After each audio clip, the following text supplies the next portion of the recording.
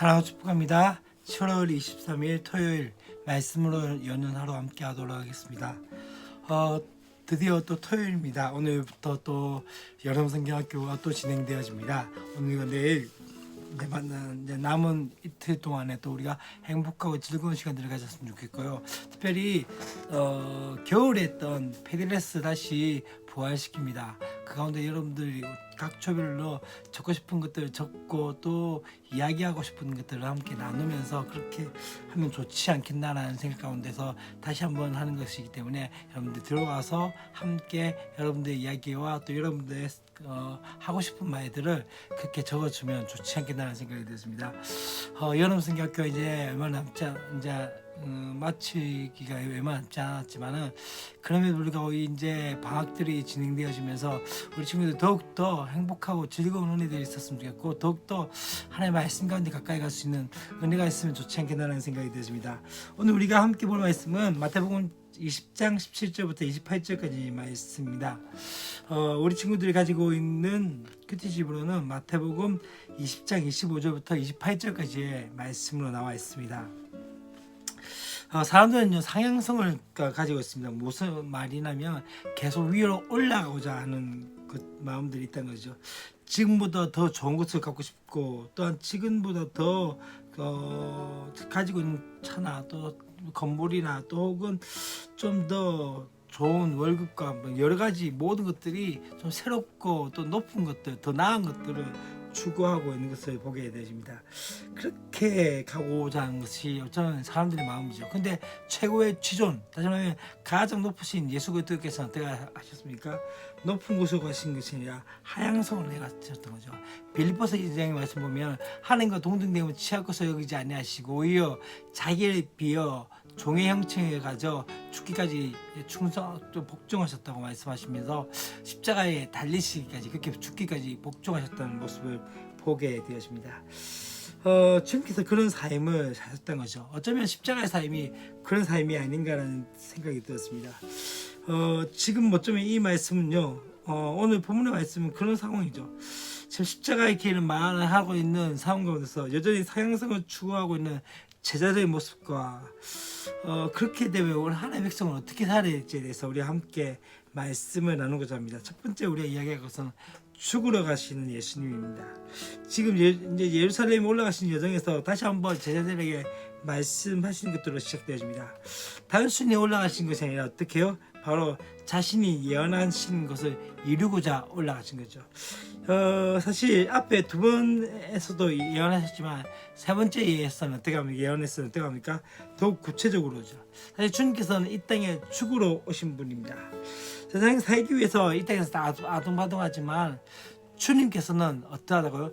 죽기 위해 죄의 대성물이 되기 위해서 죽기 위해 오셨다는 것을 이야기하고 있는 거죠.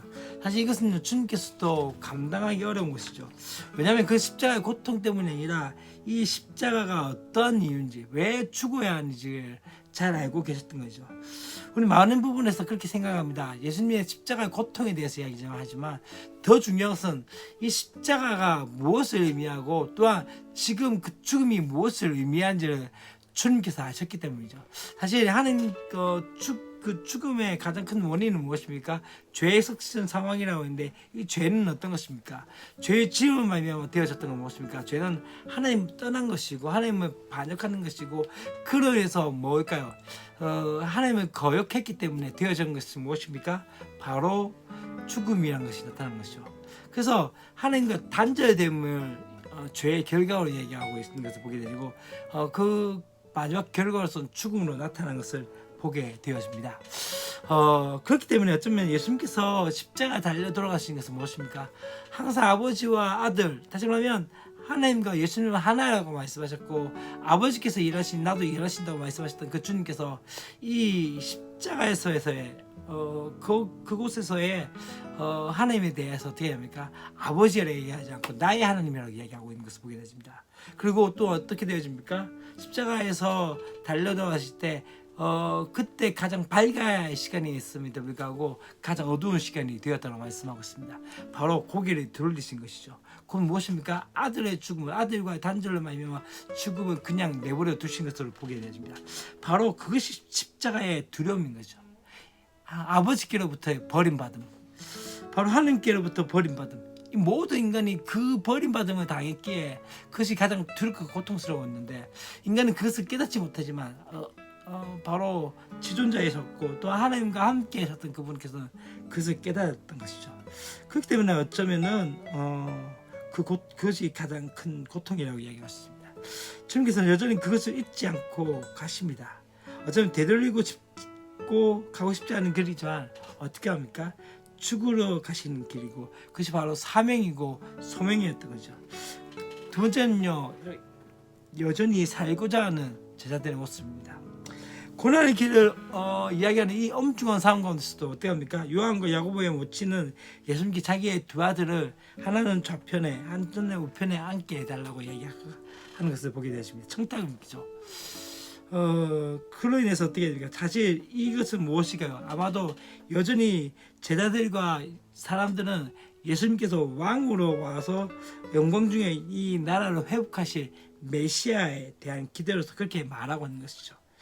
사실 19장에서 제자들이 12보좌에 앉을 것이라는 그 예수님의 약속을 듣고 아마 아직까지도 정확한 자리에 언급이 없기 때문에 자신들이 그렇게 하고자 하는 것들 얘기죠. 예수님께서는 지금 사실 자신의 운명에 대해서 선명하게 밝히셨음에도 불구하고 제자들은 그렇게 요청하고 있는 것이죠.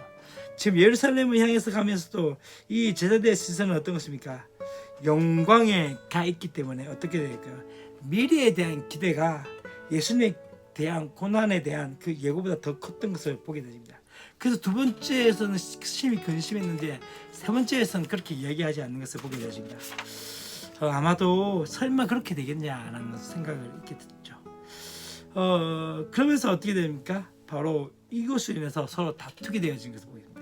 지금 스승인 예수님께서는 죽으러 가기 위해서 그 길에서 비장함을 나타내시는 가운데 있지만 지금 제자들은 어떠합니까? 높아지려고 하는, 그렇게 한 자리를 차지하려고 하는 생각만 있는 것을 보게 됩니다.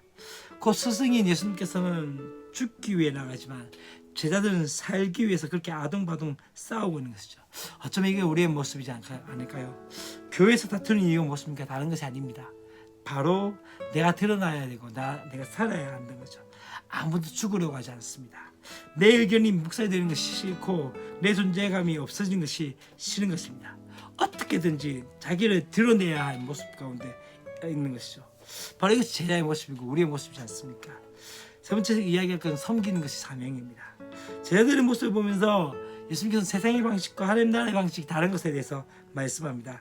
세상 방식은 굴림해야 하고 드러내야 하지만 하나님 나라의 방식은 무엇입니까? 섬겨야 되고 종이 되는 것이라고 이야기하고 있고 그것이 바로 예수님의 삶이었고 사명이었던 것을 보게 됩니다.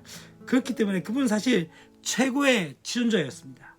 그럼에도 불구하고 철저히 낮아셨고 철저히 복종하셨던 거죠. 그렇다면 우리는 어떻게 해야 될까요? 낮아져야 하고 죽어져야 하고 섬겨야 한다는 거죠.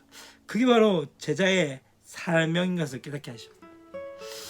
예수님께서는 자신을 높이시지 않으셨습니다. 도리어 하나님께서 하나님을 높이셨고 사람들을 섬기셨습니다. 우리도 그렇게 해야 하지 않을까요? 스승을 따라가야 합니다. 스승이 섬김의 삶을 살았다면 제자 또한 섬김의 삶을 살아야 하지 않을까요? 너무 자기를 드러내지 마시고 우리가 낮아짐으로 주님께서 우리를 높이시는 그 은혜를 경험하는 저 여러분 됐으면 좋겠습니다. 사랑을 축복합니다. 내일 또 우리가 여름 성경교를 진행하게 될 텐데요. 기쁜 마음으로 함께 했으면 좋겠습니다. 내일도 함께 뵙도록 하겠습니다. 내일은 예배 가운데 함께 뵙겠습니다. 그리고 월요일 날 다시 한번 또 말씀 가운데 함께 나가도록 하겠습니다. 안녕.